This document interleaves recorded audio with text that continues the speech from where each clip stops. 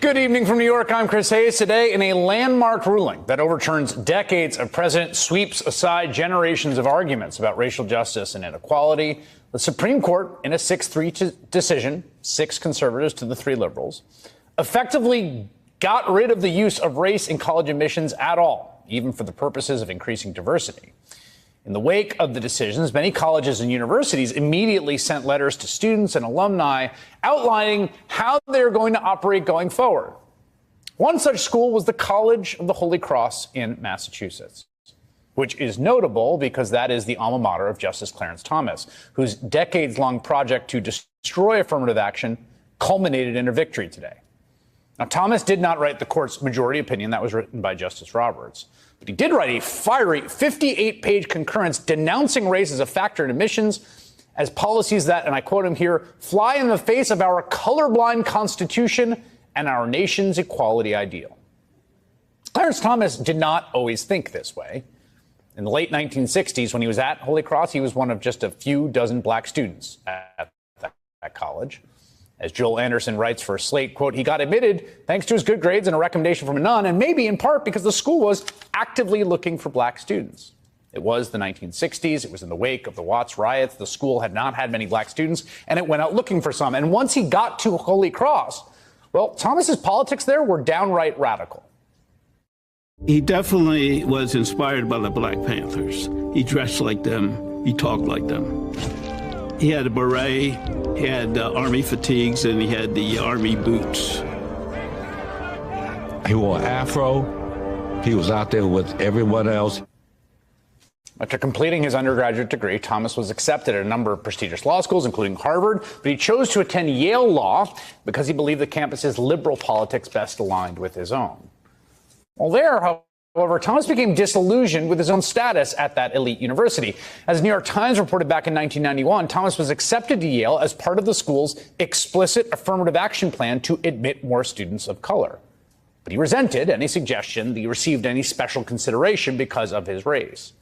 And once he graduated from Yale Law, Thomas blamed his initial inability to find work in the legal profession, not on the fact that many legal institutions and law firms in the 1970s were still redoubts of racism and white supremacy and had racist hiring practices and did not want to hire him, but rather on the belief that his degree had been tainted by the implication of affirmative action. He had his Yale Law degree, and he had a 10-cent stamp stuck to it. You know, like a 10-cent price tag stuck to it. Because he's like, yeah, this is what it's worth, right? 10 cents, right? No more.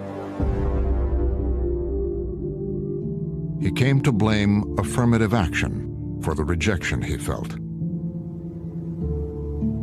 Now I knew what a law degree from Yale was worth when it bore the taint of racial preference. I was humiliated and desperate. Eventually, Thomas found a job in the office of the conservative Missouri Attorney General John Danforth, who recently told the Slow Burn podcast that he hired Thomas in part because of his race. My ambition was that the AG's office was to be the best law office in the state. Now, did I also think that it was important to have a diverse office? Yes, I did. And did I think that it would be wonderful to hire Clarence Thomas for that reason? Yes. But the most important reason was I had to get the job done. From there, Thomas' star continued to rise in conservative legal circles, a rise that, according to his ex-girlfriend, was, again, predicated in part on affirmative action. In 1982, the White House offered Thomas a big promotion, the chance to run his own federal agency. The trouble was, that agency was the Equal Employment Opportunity Commission. This was exactly the kind of role Clarence Thomas didn't want, a position focused on race and discrimination. He didn't want to be there. He was resentful that he had not been offered something that a white person would want. Thomas was in a bind. He wanted to keep rising in the administration, but he didn't want to rise this way. He didn't want anyone to think that he had gotten a job because he was black. Of course, every job he had ever gotten was because he was black. Now, I want to be absolutely clear here. No one is saying that Clarence Thomas was unqualified for any of the long list of jobs. Even his critics, his harshest critics of his jurisprudence, will concede, can concede, that he is undoubtedly one of the most, if not the most, important and influential legal minds of his generation. But that mistaken belief that race-based consideration, diversity-based consideration, and some elusive concept of true merit abstracted from that are mutually exclusive is the foundational lie on which today's Supreme Court decision was built. It was that belief, however, that helped secure Thomas's legal legacy. Thomas was eventually appointed to the D.C. Court of Appeals by President George H.W. Bush, and just 2 years later, Bush nominated him to the Supreme Court to replace the retiring Justice Thurgood Marshall, at that point the only black person to ever sit on the nation's highest court. The president called Thomas the best qualified person for the job and denied that he selected Thomas to replace the retiring Thurgood Marshall because he's black. And the fact he's minority, so much the better. But that is not the factor, and I would strongly resent any charge that might be forthcoming on quotas when it relates to appointing the best man to the court. Chapter 3, How We Drifted Away from the Truth. How then did the education of the Negro take such a trend?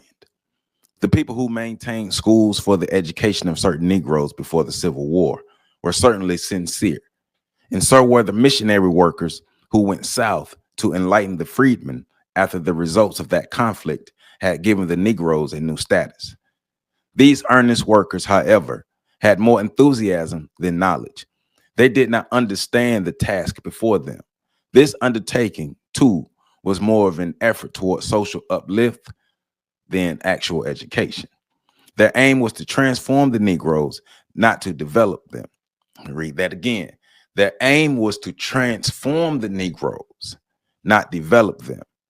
The freedmen who were to be enlightened were given little thought for the best friends of the race.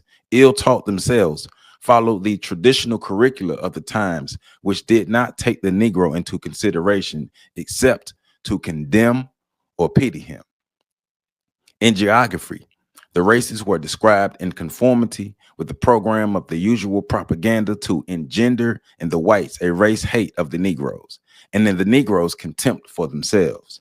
A poet of distinction was selected to illustrate the physical features of the white race and beckoned the chief of a group, those of the red, of a proud warrior, the brown, a prince, the yellow, and the savage with the ring in his nose. And of course, the Negro stood at the foot of the social ladder.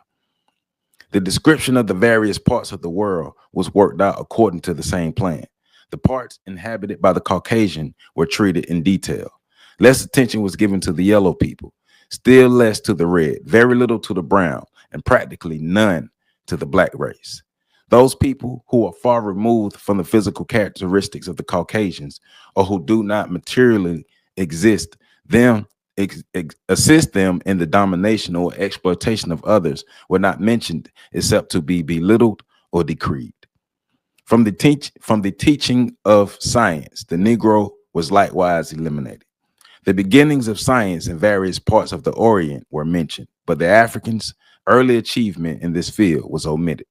Students were not told that ancient Africans of the interior knew sufficient science to concoct poisons for arrowheads, to mix durable colors for paintings, to extract metals from nature and refine them for development in the industrial arts. Very little was said about the chemistry and the method of Egyptian embalming, which was the product of the mixed breeds of North Africa, now known in the modern world as colored people. Welcome back, welcome back, welcome back. Happy Monday. Welcome back to On the Shoulders of Giants. I am Joseph Ward, continuing my reading of Carter G. Woodson's great book, The Miseducation of the Negro. And this is chapter 3, which is How We Drifted Away from the Truth. And of course, you know, I got my notes and I'm ready to go ahead and go in and let's break this chapter down. So, of course, you know, we got to give you our chapter focus, our key points, our closing, Dr. Woodson's main argument, and then the closing reflection for the video, right? But before we get into all that, thank you for being here. Thank you for continuing to tune in to On the Shoulders of Giants. Thank you for your continued support. YouTube is continuing to trip, so please every day at 1 p.m. Come to the channel and you will see a video, a new video, a clip or something. Just come to the channel. Don't worry about notifications. Just know every day at 1 p.m. I'm dropping something. Tuesday night at 9 p.m. we're going live. Saturdays at 3:30 we're going live. Make sure you do that. Please hit that like button, comment, subscribe, share to help break through the hate. They're trying to hold this channel back, but we're gonna break through the hate. They're trying to bring all my views down.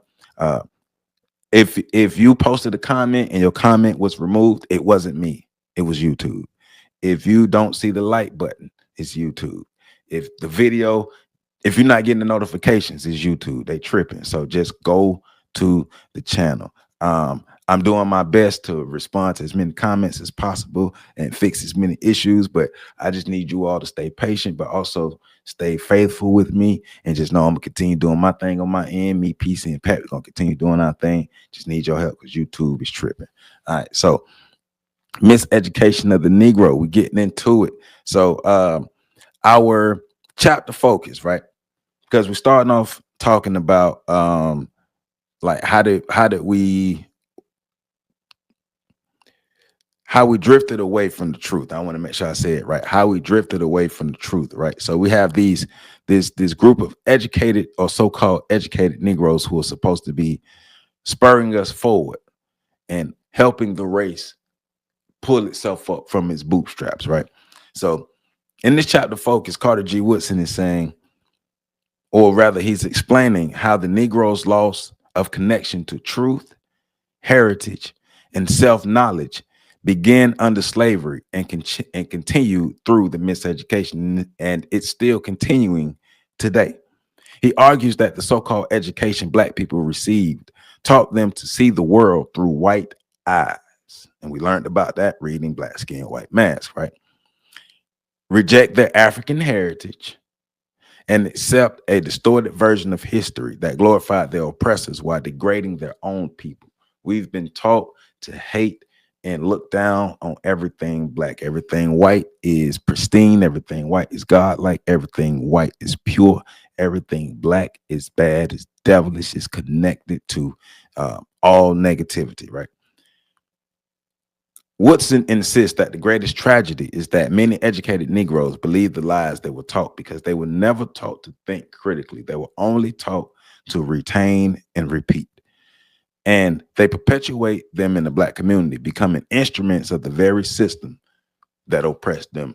Dum, da, dum, dum, dum. Going back to Clarence Thomas, right?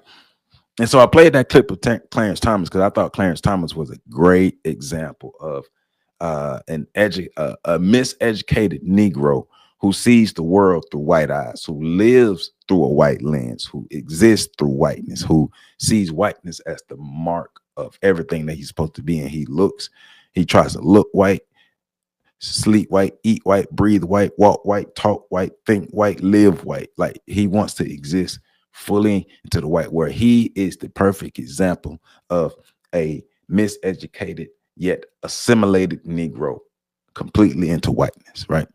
And that video, the title of the video that I played at the beginning was how Clarence Thomas pulled the ladder up behind him when he went into the white world. But it wasn't even just about pulling the ladder up. It was about his total assimilation because he rejected his Blackness. He rejected everything Black, even though you see he came up as a Black Panther in the Black Power movement, like fighting for the people, so-called. But then he had a shift. That's why I always say just because a person is outwardly radicalized doesn't mean that they're really for the people. Doesn't mean it's not about how they walk. It's not about how they talk. It's not about all those things. It's about the actions and looking at the actions over a period of time. How do they continue with the fight?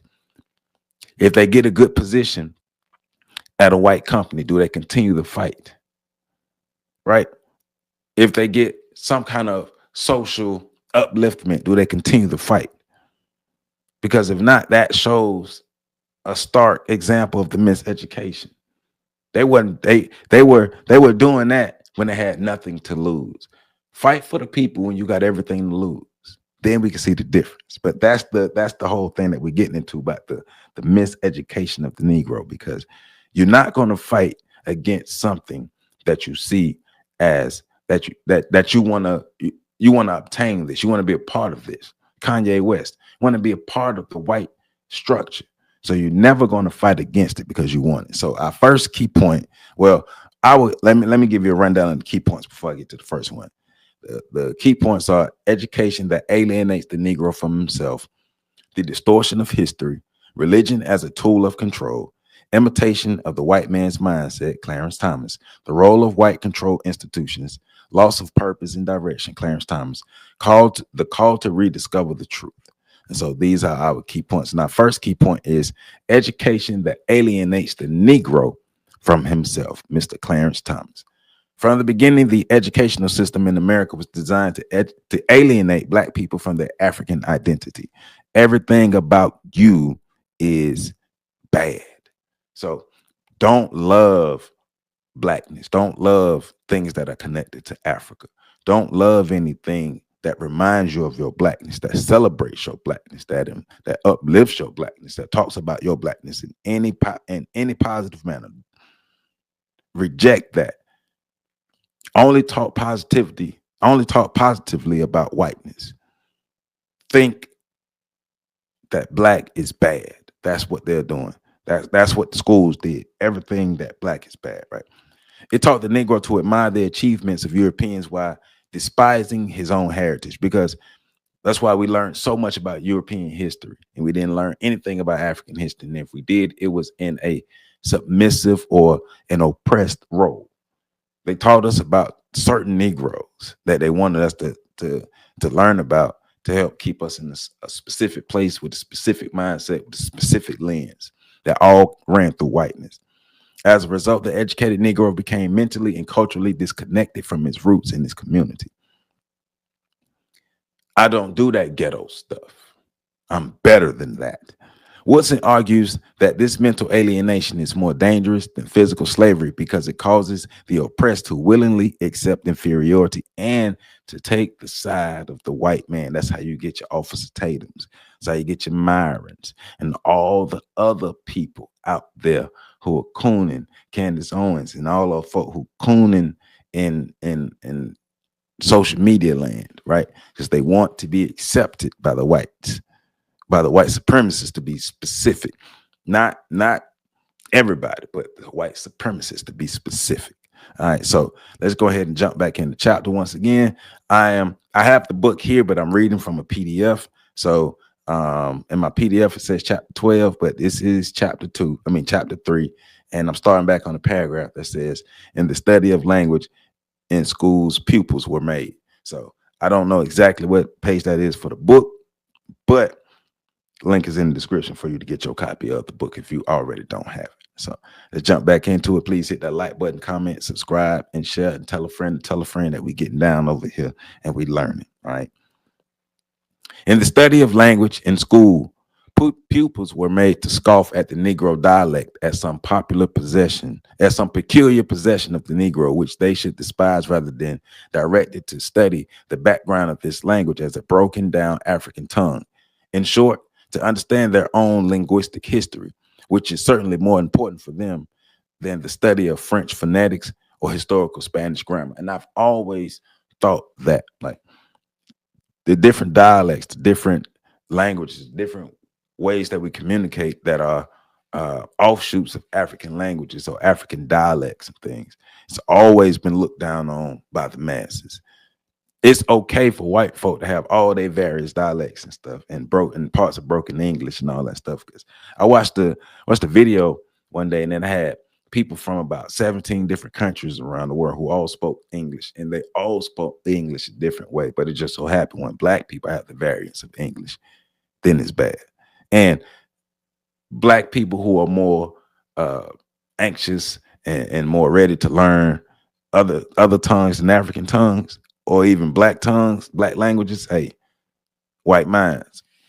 To the African language, and I'm not saying you shouldn't learn any other languages, but I'm saying we should make sure we know how to communicate with our people. To the African language, as such, no alienation was given except in case of the preparation of traders, missionaries, and public functionaries to exploit the natives, right?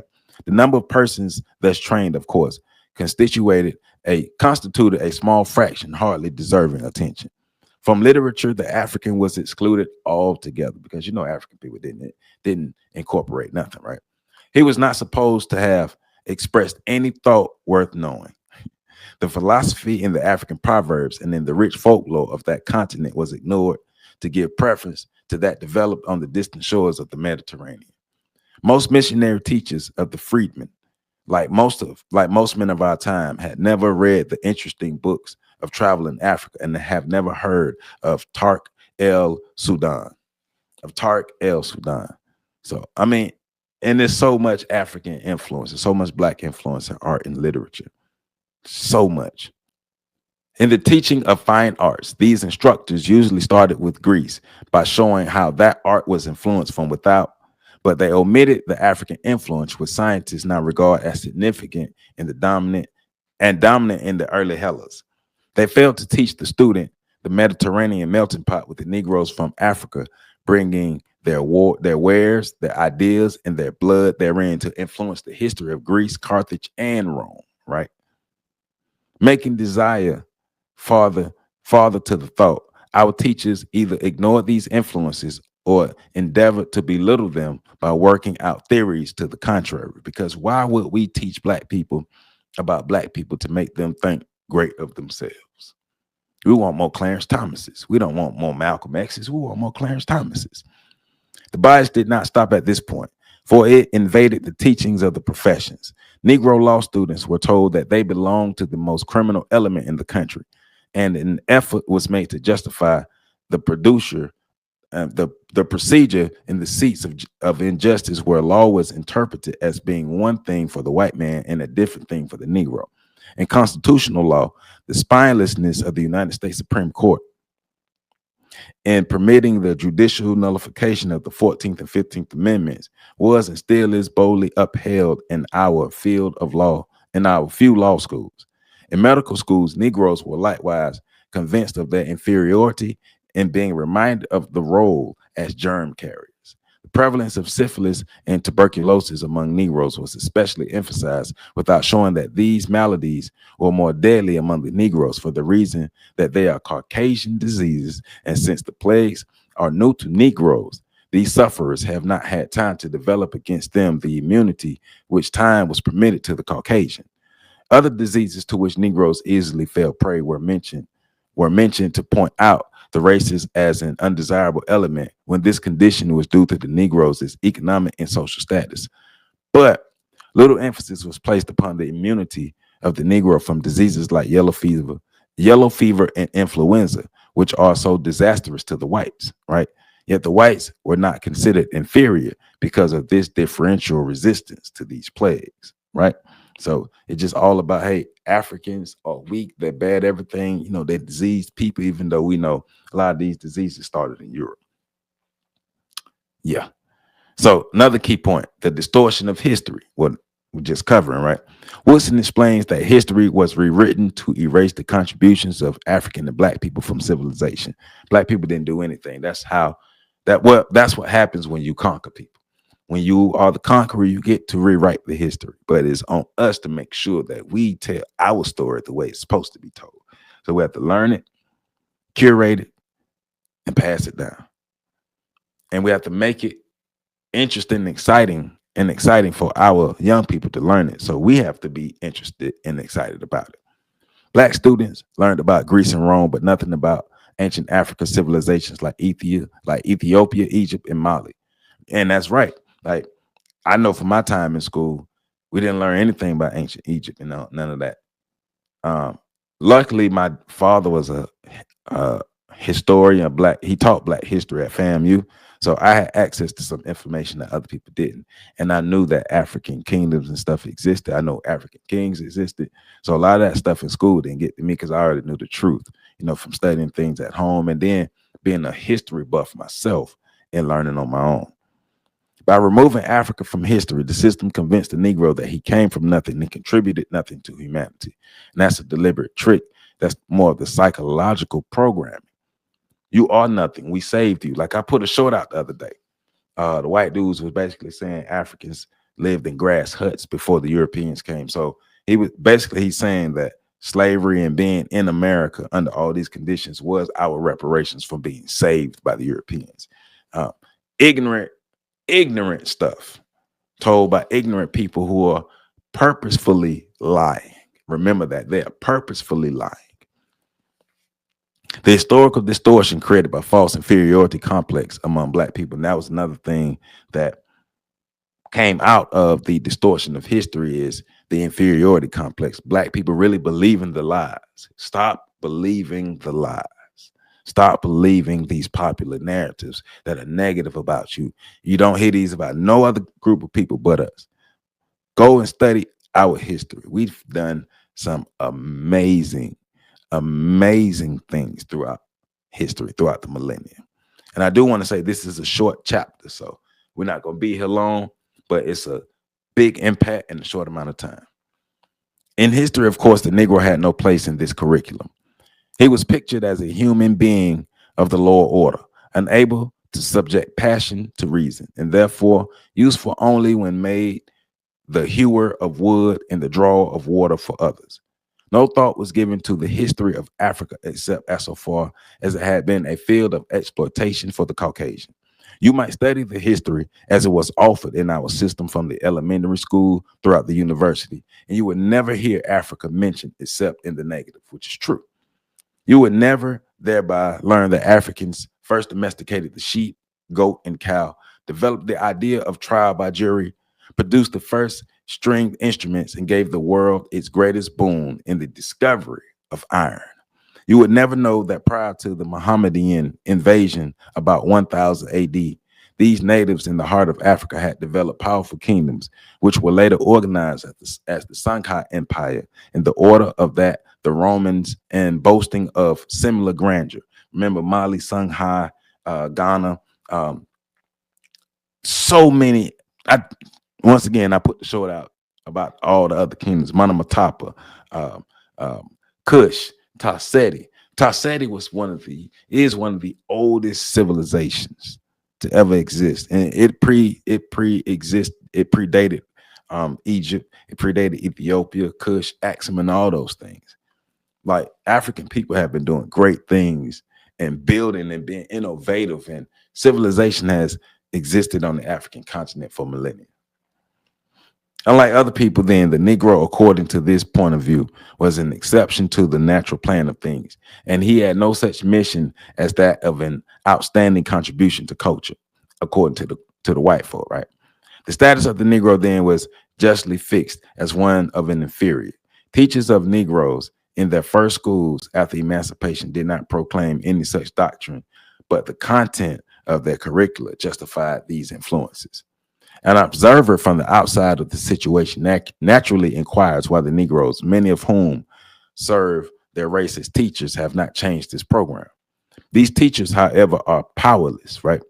Negroes have no control over their education and have little voice in their other affairs pertaining thereto. I'd be messing that word up, thereto. I'm talking about thereto and pertaining thereto. In a few cases, Negroes have been chosen as members of the public boards of education, and some have been appointed members of private boards. But these Negroes are always such a small minority that they do not figure in the final working out of the educational program. The education of Negroes, then, the most important thing in the uplift of the Negroes, is almost entirely in the hands of those who have enslaved them and now segregate them, because we refuse to take our education of our children in our hands en masse. There are some who are doing it, and those who are doing it, shout out to you, but the others got to step the game up. All you need is a space and some light. That's it. A space and some light to teach kids. That's it. So let's get back to these key points. Religion as a tool of control.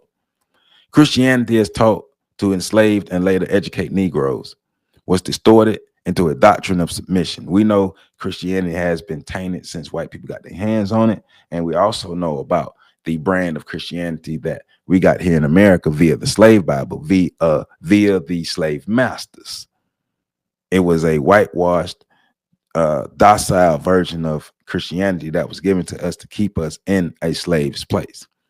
Instead of using religion for liberation, and listen to the words, not being used by religion.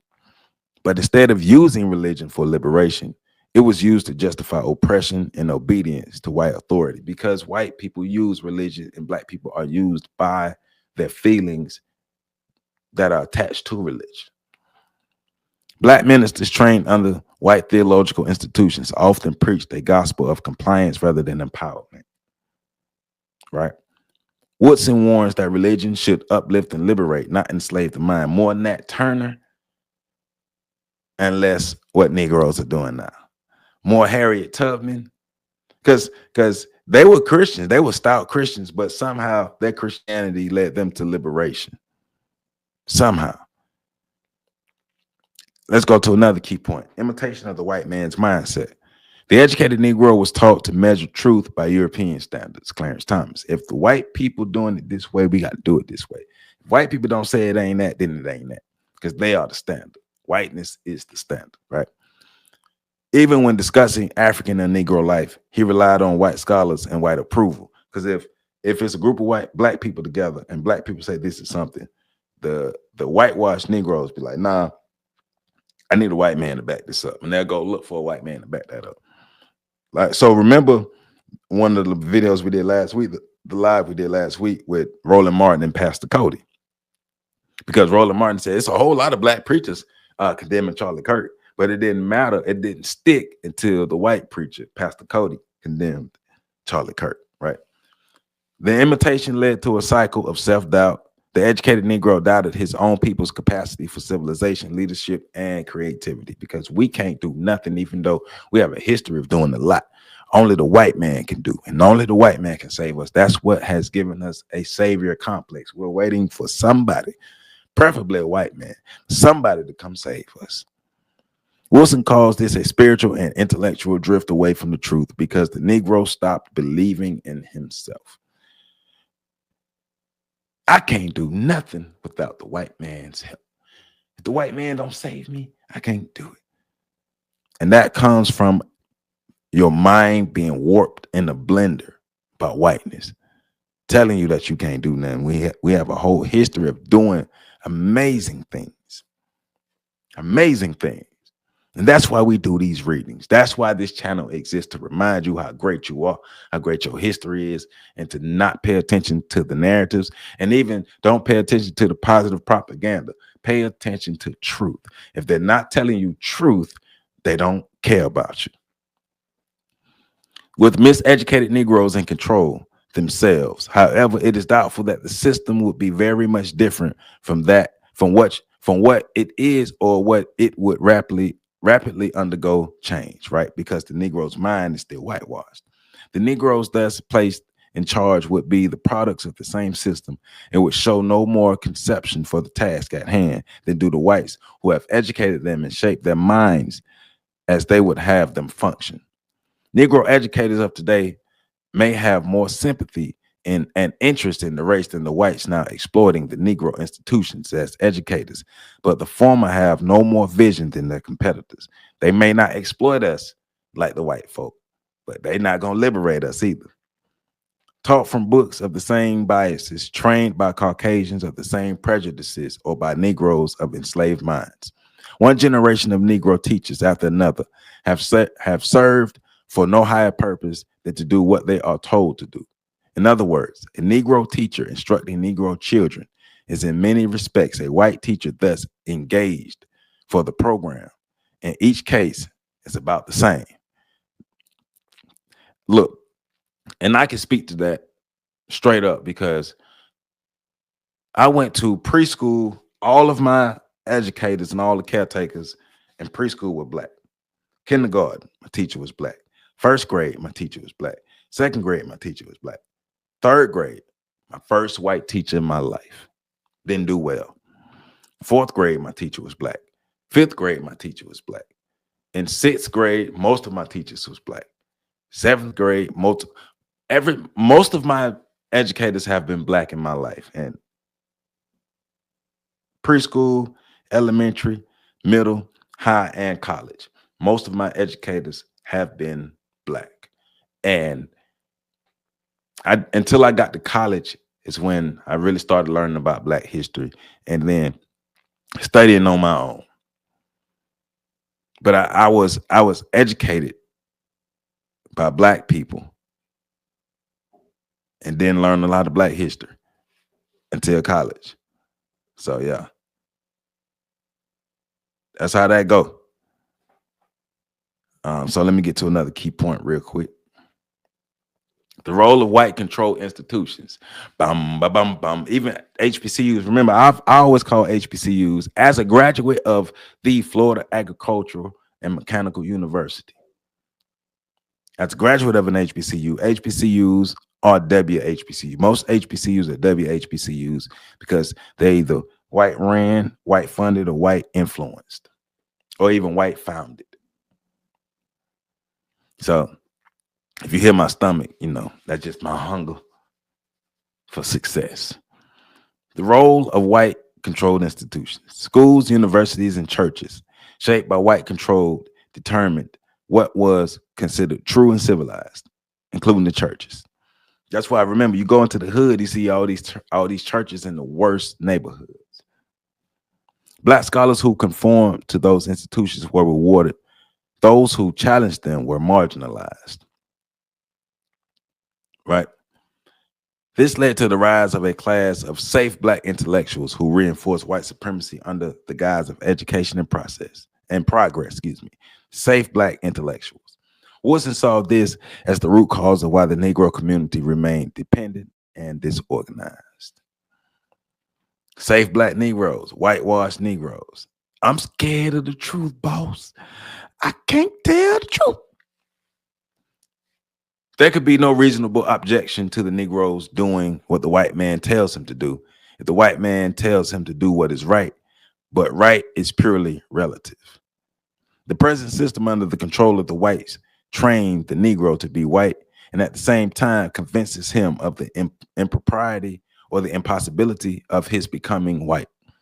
The dichotomy that comes with that. Hey, remember our Friday breakdown. Remember that? Hey, pat you on your head. Thank you for being a good Negro, but you will never be accepted into the doors of whiteness.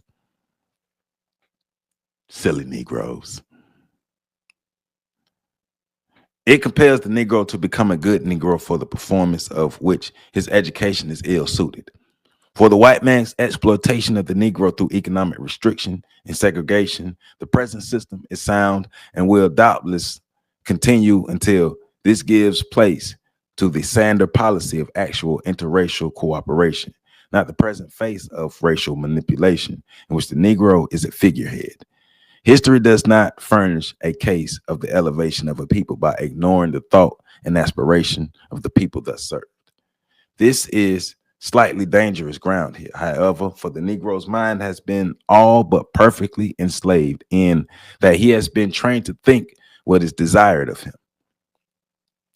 The highly educated Negroes do not like to hear anything uttered against this procedure because they make their living this way and they feel they must defend the system.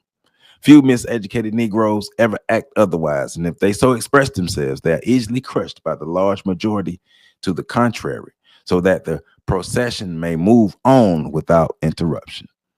The result then is that the Negroes, thus miseducated, are of no service to themselves and none to the white man. The white man does not need the Negroes as professional, commercial, or industrial assistants. As a result of the manipulation of mechanical appliances and the rise of AI and technology that we have today, right? He no longer needs them in drudgery or menial service. The highly educated Negroes, moreover, do not need the Negro professional or commercial classes because Negroes have been taught that whites can serve them more efficiently in these spheres. Reduced then to teaching and preaching, the Negroes will have no outlet but to go down a blind alley. If the sort of education which they are now receiving is to enable them to find a way out of their present difficulties. Hallelujah, hallelujah, hallelujah. Because the Negro's mind is messed up. And that's the end of chapter 3. The Negro's mind is messed up. So let's get back to these key points. Let's finish this up and close this thing on out. But take time to think, comment, like, subscribe, share, tell us your thoughts, contemplate on this, and come back and drop a comment, right? Another key point is the loss of purpose and direction, right? The Negroes' misdirection caused a loss of direction and purpose. Where are we going? Well, we're going to make sure that the white man system is intact. That's where we're going, nowhere else. Instead of working collectively to solve the problems facing the race, the educated Negro sought personal achievement within white society. I need my breadcrumbs and my comfortable place. Wilson emphasizes that this drift away from truth made it impossible for the black race to progress as a united and self-reliant people. I'm gonna just let that marinate. The call to rediscover truth. Wilson's central message in this chapter is a call to return to truth, the truth about self, history, and purpose. True education should reflect black people, should reconnect black people to their African heritage, their cultural genius, and their collective destiny. I'm gonna read that again. True education should reconnect black people to their African heritage, their cultural genius, and their collective destiny. Only through an honest understanding of history and identity can the Negro break free from the psychological chains of white supremacy. Only through an honest understanding. And we have to make sure we have a true understanding of history and identity can the Negro break free from the psychological chains of white supremacy. So Dr. Wilson's main argument for chapter 3 is black people drifted away from the truth when they accepted that an education that glorified their oppressors and erased their own history. This false education made them see the world through the eyes of others and reject their own identity. True liberation begins with rediscovering the truth about one's heritage, history, and worth. And the closing reflection for the video is, and how we drifted away from the truth, Dr. Woodson isn't just writing about schools. He's exposing the psychological conditioning that turns the oppressed into imitators of their oppressors. It's not just about the schools, it's about the society that has been shaped. The schools are part of it. The schools, the universities, and the churches are part of it, but our communities as well. His message is that we must reclaim our truth, rebuild our self-knowledge, and re-educate ourselves through the lens of our own history and experience. This chapter reminds us that the greatest weapon of the oppressor is the mind of the oppressed, and the greatest act of resistance is to reclaim our damn minds. That is chapter 3. Chapter 3 of Dr. Carter G. Woodson, How We Drifted Away from the Truth. So let me open up the book. So chapter 3, that started on chapter 17. Page 17 and ends on 25. And chapter 4, Education Under Outside Control, begins on page 26. So make sure you are read up, make sure you are reading, make sure you are with us, make sure you have your copy. Link to get your copy is in the description. Make sure you continue to support this channel. Thank you to me, Kim Tate. Thank you to everybody who continues to support this channel. I appreciate you. Thank you to everybody, all my patrons, everybody who's a patron on Patreon, everybody who's a member of this channel. Thank you. Thank you to everybody who continues to support this channel, all the Cashapps, all the PayPals, all the things that you all send. It helps to continue what we're doing here and to fund this Black History School that I do, my Saturday school that we do here in Tallahassee. So thank you to everybody. And remember, YouTube is hating, but our love for ourselves is stronger than the hate that YouTube does. So we're going to break through. We are going to break through. We're going to break through and we're going to hit 100,000. This channel is going to explode in views and content and success. It's going to be so great. Nothing is going to stop what we got going on over here. And thank you all for pouring into this channel. I love you all. Remember, we're going to the moon. On the Shoulders of Giants will be the influential spot, the most influential spot on YouTube for Black information, Black upliftment, Black empowerment, Black forward movement. And remember, shout out to Pat and PC, because all three of us are actually active in our communities on a regular basis. We're not just talking, we walking. So I love you all. Make sure y'all catch the next video coming up, and make sure y'all tune in to that Tuesday night live at 9 p.m. All right.